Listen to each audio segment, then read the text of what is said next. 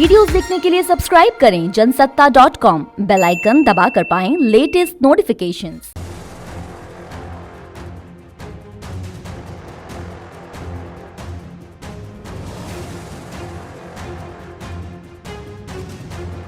नमस्कार, मैं उपेंद्र कुमार। जनसत्ता में आपका स्वागत है। उत्तर प्रदेश की सियासत में वैश्य मतदाता अहमियत सबके लिए रखता है, मगर इस वर्ग की शिकायत रहती है कि नीति और योजनाएं बनाते समय इनका ध्यान कोई नहीं रखता।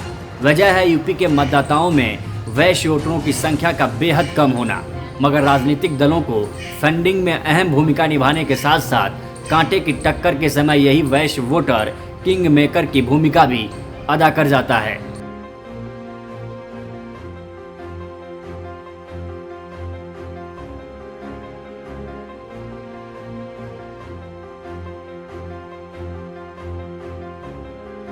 वैश्य मतदाताओं को परंपरागत तौर पर भारतीय जनता पार्टी का वोटर माना जाता है। आलम यह है कि 90 के दशक की शुरुआत में भाजपा को व्यापारी वर्ग की पार्टी तक कहा जाता था, मगर समाजवादी पार्टी के संस्थापक मुलायम सिंह यादव ने बिक्री कर खत्म करने के ऐलान के साथ ही एक झटके में इस वर्ग में सेंध लगा ली और चुनाव जीतकर सीएम बन गए। हाँ, ये बात और है कि बिक्री कर की जगह व्यापार कर नाम से एक नया कर लगा दिया। ये बात 90 के दशक के आखिरी सालों की है। तब से लेकर आज तक अग्रवाल वैश्य समाज की याद पार्टियों को तभी आती है जब चुनाव आता है। साल 2010 तक यूपी के सियासी दलों के मिलने वाले असंगठित चंदे का एक बड़ा हिस्सा इसी वर्ग से आता था। साल 2022 से पहले एक बार फिर वैश्य मतदाताओं में बीजेपी और सपा दोनों की नज़रें आ टिकी हैं।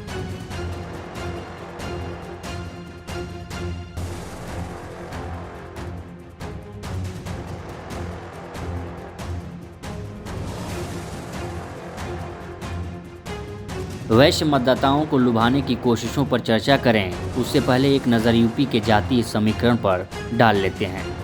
यूपी विधानसभा के लिए कुल वोट 14,43,16,893 हैं, जिसमें अति पिछड़ा 20%, मुसलमान 19.3%, जाटव 13%, अन्य पिछड़ा 12%, यादव 9%, अन्य और एससी 8%, जबकि सवर्ण 18.7% हैं।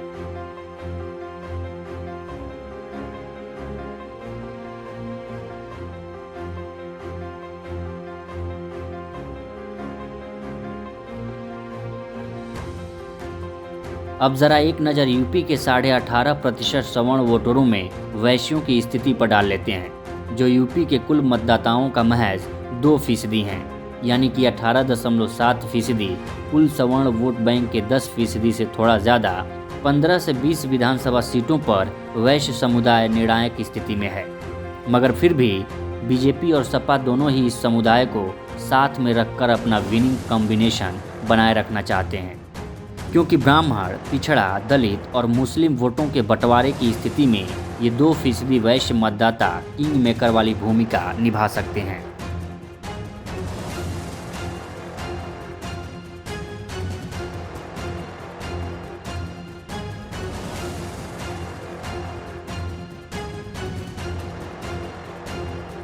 वैश्य समुदाय को साथ रखने की चाहत ने ही पिछले दिनों सपा के बागी नितिन अग्रवाल को बीजेपी के खाते से विधानसभा का उपाध्यक्ष बनवा दिया। मकसद था चुनाव से पहले वैश्य समुदाय को संदेश देना कि बीजेपी अब भी उनके बारे में सोचती है। ऐसे में नोटबंदी और जीएसटी के बाद जो वैश्य वोट छिटक कर सपा बसपा की तरफ चले गए हैं, उन्हें वापस बीजेपी के पाले में लाया जाना। साल 2022 का चुनाव पीएम मोदी को भी प्रभावित करेगा, क्योंकि 2 साल बाद ही लोकसभा के भी चुनाव होने हैं। ऐसे में बीजेपी हर हाल में अपने कोर वोटर को साथ रखने का एक भी मौका हाथ से जाने देना नहीं चाहती। अब देखना ये होगा कि बीजेपी की इस रणनीति का तोड़ सपा बसपा और कांग्रेस कैसे खोजते हैं। आपकी क्या राय है, हमें कमेंट सेक्शन में बताइए और यूपी चुनावों से जुड़ी हर खबर के लिए बने रहिए जनसत्ता के साथ।